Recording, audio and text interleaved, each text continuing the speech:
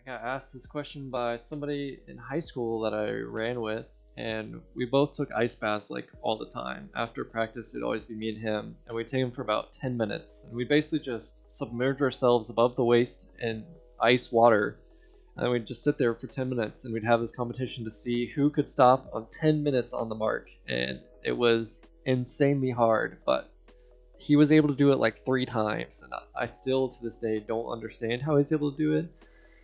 But I guess his reaction time and his speed now explains why he ran in college for free and got basically paid to do it. So I guess he can't complain, and I guess I can't complain either. So, do ice baths work? And so this question took me all over the place, and like I went down so many rabbit holes I didn't know where to stop. And I didn't realize how insane of a topic this was because I thought it was like super simple. Like, ice baths are just you sit in a tub of ice and does it work or does it not? And so this isn't quantum mechanics. This is simple, but it's really a topic that goes deep. And so to answer this, I'm going to break it up into 3 different levels. And we're all gamer nerds here, so obviously level 1 is going to be the easiest one, and level 3 is going to be like the deepest form of how I went through this topic. So, we're going to start with number 1. Now, where to begin? Everyone begins with rice. And what do you mean by rice? I mean literally rice. RICE. It's an acronym. And so we're not talking about the kind that you eat here, but we're talking about rest, ice, compression, and elevation. And so if you see my foot, one day I twisted my ankle playing basketball and it got sprained so bad I thought it was broken. I went to the doctor and she's like, "Yeah, you didn't break it. I looked at the x-ray. I don't know how it's not broken. It definitely looks like a balloon." And so yeah, pay me $1 million and you can go on your way. And I was like, "All right, thanks for all the help you did." But she told me to follow the rice method. And this is initially the first level of ice baths that we need to go over before we go more into depth, because the same concept applies as we go to level 2. So here in level 1, we're just talking about simple injuries that you have, where you have swelling and bruising of the foot. And if you're lucky, your foot's not going to look like this. It's just going to look swollen. Like you can tell when you look at your feet, you're like, "Oh, my right foot is not as big as my left foot." And so what makes the swelling? And we've already talked about this actually. It's the histamine that we talked about that makes you itchy. And so that histamine is able to, it expands your blood vessels, it dilates them, if you want the scientific term, which allows the blood to go into these muscle cells and anywhere you've had an injury and start to repair them. So because the histamine has done this, you now have swelling. And what ice is supposed to do, it's supposed to help reduce the swelling by constricting those blood vessels that have dilated from the histamine.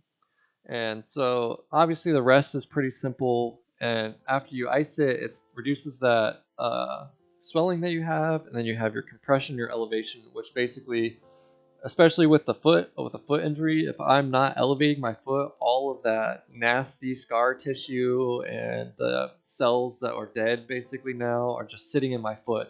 And so I need to elevate that to help circulate that out of my foot and let my body do its job. And without that, it would really take so much longer for me to recover. And really, if we go back to the ice step, which is what we're focusing on today, it really helps slow down the chemical reactions and tells your body to calm down. Like it had your initial reaction, which is what it's supposed to do, and then the ice is able to slow down all the chemical reactions and calm it down so that you'll be able to heal normally. And so say 10 to 20 minutes of dunking your foot in a tub of ice is going to be all you need to complete this ice step. And so this is going to help you recover and get back on your feet pretty easily. So for level 1, do ice baths work? Yes. And almost everyone agrees that this works. Doctors and people alike agree that the rice method works, and that dunking this foot right here in a tub of ice is really going to help reduce your swelling, help you get back on your feet, and be healthy way faster than it would be without following this. So how do we go from here? Like I said, we're going to talk about, this is the main question, ice baths. Now, this is a little bit in contention because in the athlete world, there's so many different people take ice baths. You can go football players, runners, basically any sport that has high activity, that are doing these micro tears on their muscles, really building muscles and putting a toll on their body. they start to have a buildup of metabolic waste, scar tissue, and some inflammation. And so in high school, when we were running on the track every day, running on the hardtop road, we started to have some issues and we started to feel pretty sore. And so in order to help this stuff go away, we take an ice bath. And I thought, even still to this day, I think the ice baths really helped me recover. It helped me feel better the next day. And it helped me just get back up on my feet and be able to hit the next day even harder. But there's really a lot of discussion on whether or not it actually helps. And so I did some research, and I'm going to link the article that I looked at that I really thought hard about down in the description below if you're watching this on YouTube.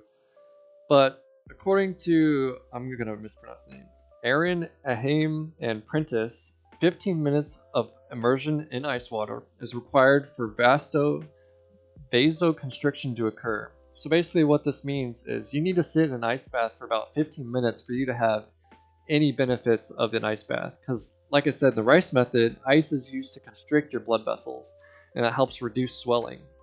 And so when I was in high school taking these ice baths for 10 minutes, was it really helping? Or was it just a sugar pill? Was it something that I was just doing, wasn't really helping me? I don't know.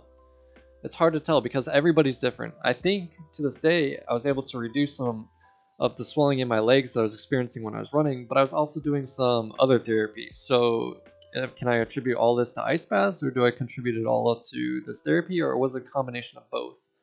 And the issue here is that there's so many different people and so many different ways that you can use an ice bath that it's hard to really tell if the ice bath solely helps you. But this research paper that I've linked down in the description below, if you're on YouTube, they studied a group of rugby players and they separated them into 3 groups. You had the control group, you had the group that took an ice bath, and then you had a group that did a contrast bath. And what this means is they would get in an ice bath for a minute, and then get out of the ice bath and into a hot bath. And they would do this rotation 7 different times, so 14 total minutes of this. And what they found is that the people in the control group actually felt better than the people who took an ice bath for 15 minutes. However, the people who did the contrast bath were able to feel way better than both of those groups the next day. And so what this tells us is maybe it takes more than just an ice bath to really help you out. And with a contrast bath, it's actually scientifically proven to really be beneficial more so than an ice bath. And why is this? I mean, let's think about it. So, like we said earlier, when the ice really constricts your blood vessels, if you're getting a hot bath, it's now going to dilate your blood vessels back out. And so this is like a massage. You have somebody pulling and pushing on your back to relieve stress and release tension in your back. You now have your blood vessels, which are now experiencing hot and cold environmental factors on it. So they're constricting and they're dilating. And so what this is really an internal massage. And so with that constriction and that dilation, it's able to help flush out a multitude of different things. Let me see if I have my notes here. So it helps remove the metabolic waste, edema, which is basically liquid that's in your muscles, and it's able to help regulate the oxygen to your muscles. And so because of this, it really is why in high school was I only doing the ice bath and this other therapy that I was doing. It's called Graston, which was a massage. And could I have just separated or taken a contrast bath instead, and that would have helped all my issues? I don't know. But according to the study, they found that the rugby players who did this contrast bath, going from an ice bath to a hot bath, felt better and performed better on the test. And if you're really interested in it, you can go look at it in the article and you can decide for yourself. So for level 2, do ice baths work? I'm going to have to give it a yes, but with an asterisk, because you need to make sure you take a long enough ice bath to get your blood vessels constricted, or you're not going to have any benefits.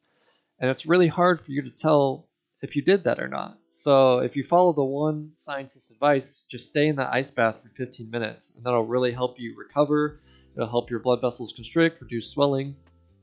But if you're a really hardcore athlete and you have the ability to take a contrast bath, you should definitely do that, because it's been proven that the contrast bath is going to help you more so than an ice bath, because it's basically giving you an internal massage. So now you might be wondering, where do we go from there? How can this get any worse? Like, ice baths are already pretty hard to get into in the first place. But I need to introduce you to this guy. His name is Wim Hof, and he's Dutch, I think.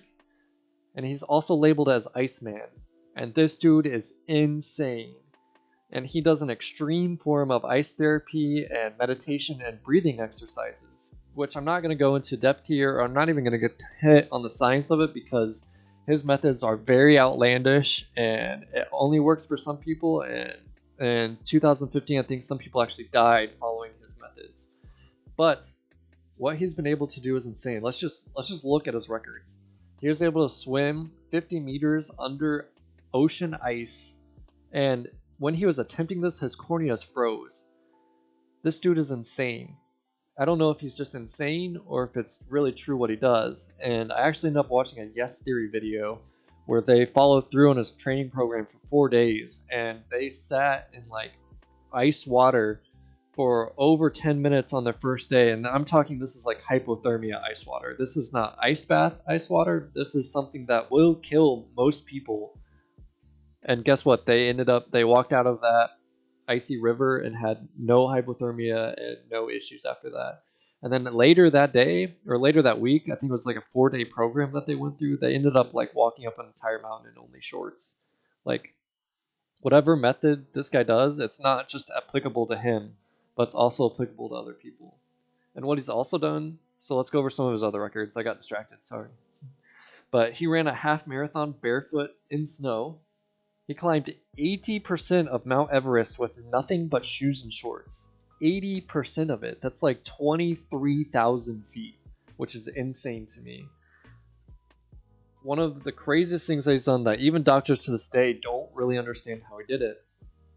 And not only him, but 12 other people injected themselves with an illness, both them and then there was a control group, I think, and they were able to basically experience little to no symptoms when the control group and the other people who normally get sick with the virus that they infected themselves with experience flu-like symptoms. And so not only is this ice and breathing technique that this guy has learned and taught helping him conquer his fears, but it's also helping him be healthier. And how do you explain this with science? I have no idea.